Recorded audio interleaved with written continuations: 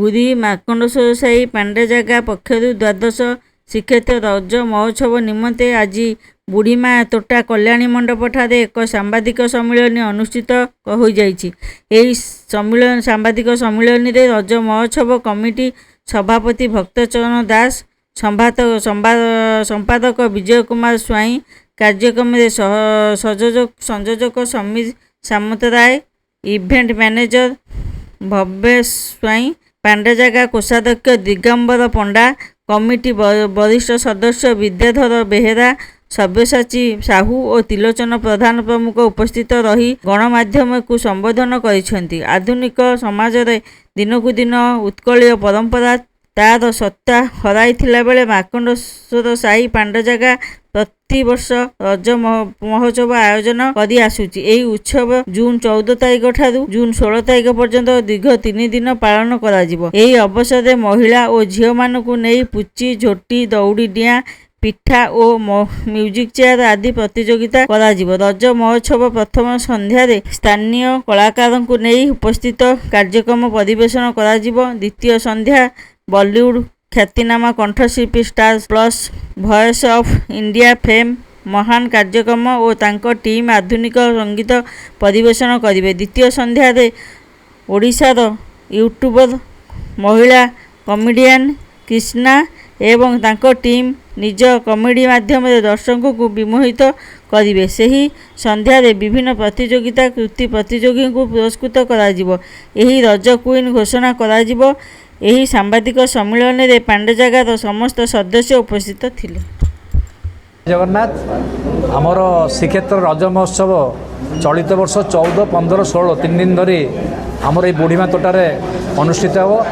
ମୁଁ ସମସ୍ତ ସାମ୍ବାଦିକ ବନ୍ଧୁମାନଙ୍କୁ ଅନୁରୋଧ କରୁଛି 3 ଦିନ ଧରି ସମସ୍ତଙ୍କର ସହଯୋଗ ରହିବା ଦରକାର।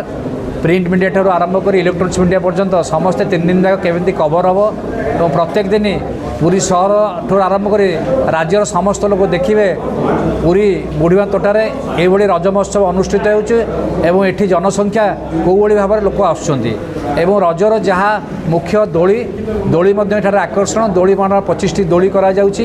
ପ୍ରତ୍ୟେକ ଦିନ ପୁରୀ ସହରରୁ ମଧ୍ୟ ବହୁତ ଆମର ଝିଅମାନେ ଆସି ଦୋଳି ଖେଳନ୍ତି ଏବଂ ସନ୍ଧ୍ୟାରେ ମଧ୍ୟ ସାଂସ୍କୃତିକ କାର୍ଯ୍ୟକ୍ରମ ଆୟୋଜନ କରାଯାଉଛି। ଆପଣମାନେ ଜାଣିଥିବେ ସବୁବେଳେ ଠାକୁରାଣୀ ପୀଠରେ ରଜ ହେଉଛି। ଆମ ପୁରୀର ପାର୍ଶ୍ୱବର୍ତ୍ତୀ ଯେଉଁ ହରଚଣ୍ଡୀ ମନ୍ଦିର ଅଛି ସେଠି ମଧ୍ୟ ରଜ କରାଯାଏ, କିନ୍ତୁ ଏଠି ମଧ୍ୟ ଠାକୁରାଣୀଙ୍କ ପୀଠ। ଏହି ଠାକୁରାଣୀ ପୀଠରେ ଯେଉଁ 3 ଦିନ ରଜ ପାଳିତ ହେବ ତା ଦେହରେ ଯେଉଁ ରଜର ମୁଖ୍ୟ ହେଲା ପାନ ଠାରୁ ଆରମ୍ଭ କରି ପିଠା ତାର ମଧ୍ୟ କମ୍ପିଟିସନ୍ କରାଯାଉଛି। ମୁଁ ବିଶେଷ କିଛି କହିବି ନାହିଁ, ସମସ୍ତଙ୍କୁ ଖାଲି ଅନୁରୋଧ କରିବି ସମସ୍ତେ ଏହି 3 ଦିନ ରଜ ମହୋତ୍ସବକୁ କଭର କରିବେ ଏବଂ ପୁରୀ ସହର 3 ଦିନ ଭିତରେ ଆମର ପ୍ରଥମ ଦିନ ଅଛି ଆମର ଏଇର ଯେଉଁ ଲୋକାଲ ଆର୍ଟିଷ୍ଟ ମାନେ ଲୋକାଲ ପିଲାମାନେ ଅଛନ୍ତି ଯେଉଁମାନେ ବିଭିନ୍ନ ପ୍ରତିଯୋଗିତାରେ ଭାଗ ନେଇ ତାଙ୍କର ସେ ପରଫର୍ମାନ୍ସ କରିବେ ଏବଂ ସେକେଣ୍ଡ 15 ତାରିଖ ଦିନ ଆମର ଜଣେ ବଲିଉଡ ସିଙ୍ଗର ମଲ୍ଲାର କର୍ମକାର ଯିଏକି ମାନେ ଷ୍ଟାର ପ୍ଲସ୍ର ଭଏସ୍ ଅଫ୍ ଇଣ୍ଡିଆରେ ଫାଇନାଲିଷ୍ଟ ହେଇଥିଲେ ସେ ଆସୁଛନ୍ତି ଏବଂ ତାଙ୍କ ସହିତ ଜଣେ ବେଙ୍ଗଲର ଜି ବଙ୍ଗଳାର ରନର୍ସ ଅପ୍ ରୀତିକା ବାନାର୍ଜୀ ଏବଂ ଥାର୍ଡ ଡେ ୟୁଟ୍ୟୁବର ଜଣେ କମେଡ଼ିଆନ୍ କ୍ରିଷ୍ଣା ତାଙ୍କର ମଧ୍ୟ ପରଫର୍ମାନ୍ସ କରିବେ। ମୁଁ ସମସ୍ତେ ଅନୁରୋଧ କରିବି ସମସ୍ତେ ଏହାର କଭରେଜ କରିବେ। ଆମର ସମ୍ପାଦକ କହିଲେ ରଜ କୁଇନ୍ ଆମର ଯେଉଁ ମୁଖ୍ୟ ଆକର୍ଷଣ ଆମର ପ୍ରତ୍ୟେକ ବର୍ଷ ଭଳି ମଧ୍ୟ ଏଥର ମଧ୍ୟ ରଜ କୁଇନ୍ ସିଲେକ୍ସନ୍ କରାଯିବ ଏବଂ ସେମାନଙ୍କ ଭିତରେ ବହୁତ ପିଲା ମଧ୍ୟ ଆଜିରେ ପାର୍ଟିସିପେଟ୍ କରନ୍ତି। ତା ଦ୍ୱାରା ଆମ ରଜ କୁଇନ୍ ସିଲେକ୍ସନ୍ କରାଯାଏ।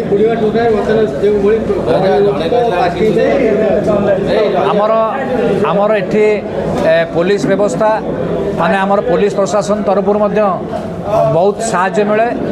এই ଚଳିତ ବର୍ଷ ମଧ୍ୟ ଆମର এই ଅଞ୍ଚଳର ଟାଉନ୍ ଥାନାର ଆଇଆଇସି ମଧ୍ୟ ସେ କହୁଛନ୍ତି ନିଶ୍ଚୟ ଭାବରେ ସହଯୋଗ କରିବେ ଏବଂ ଆମକୁ ଟ୍ରାଫିକ୍ ସମସ୍ୟା ଯେଉଁଭଳିଆ ହେଉଛି ତାକୁ ମଧ୍ୟ ସେ ଶାନ୍ତିଶୃଙ୍ଖଳା ସହିତ ଆରକ୍ଷୀ ବାହିନୀକି ବର୍ଷ ଭଳି ଏହି ବର୍ଷ ବି ରଜ 3 ଦିନ ଆମର ପାଳନ କରାଯାଉଛି।